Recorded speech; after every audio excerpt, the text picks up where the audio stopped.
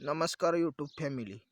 आपल्या देवाची करणी नारळात पाणी या यूट्यूब चॅनलवर आपलं मनापासून स्वागत आहे. श्री स्वामी समर्थ. तर आज आपल्या एका काकूंनी खूप छान अनुभव शेअर केला आहे. या ज्या काकू आहेत त्यांचा नवरा आंघोळीसाठी गेलेला असताना हिटरचा करंट लागून तिथेच बेशुद्ध झाला. त्यामुळं पुढे काय काय होत गेलं ते पहा. जर तुम्ही या यूट्यूब चॅनलवर नवीन असाल तर लाईक करायला आणि सबस्क्राईब करायला विसरू नका.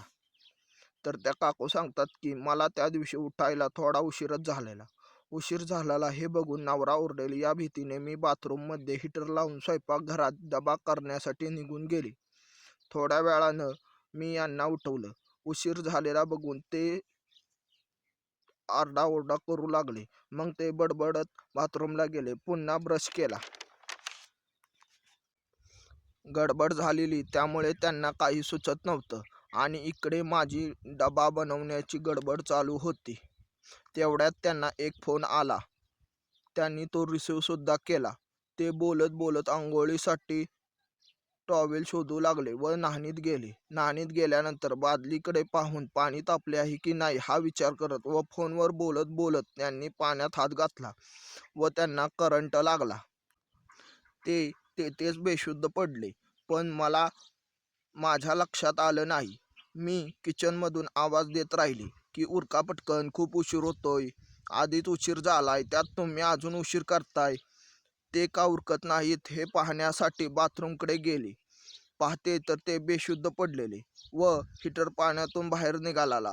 त्यामुळे लालबुंद झालेला व धूरसुद्धा थोडा निघत होता.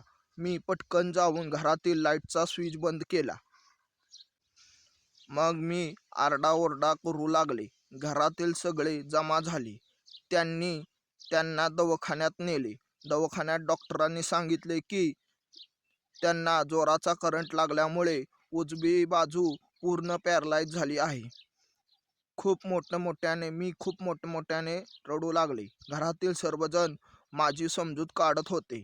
काही दिवसांनी आम्ही त्यांना घरी घेऊन आलो. मग खूप महिने त्यांची ट्रीटमेंट चालू राहिली, पण काही फरक पडत नव्हता. घरात ते एकटेच कमावणारे असल्यामुळे व त्यांची परिस्थिती अशी असल्यामुळे कर्जही खूप वाढत होते. त्यांची तब्येत पण ठीक होत नव्हती. त्यामुळे मी खूप नाराज होते. मग मला शेजारच्या काकू बोलता बोलता बोलल्या की काही अडचण असेल तर स्वामी केंद्रात सेवा दिली जाते, ती केल्यावर खूप फरक पडतो. हे ऐकताच मला खूप दिलासा मिळाला. मग मी गुरुवारी जाऊन सेवा घेतली. मी हळूहळू सेवा करण्यास सुरुवात केली.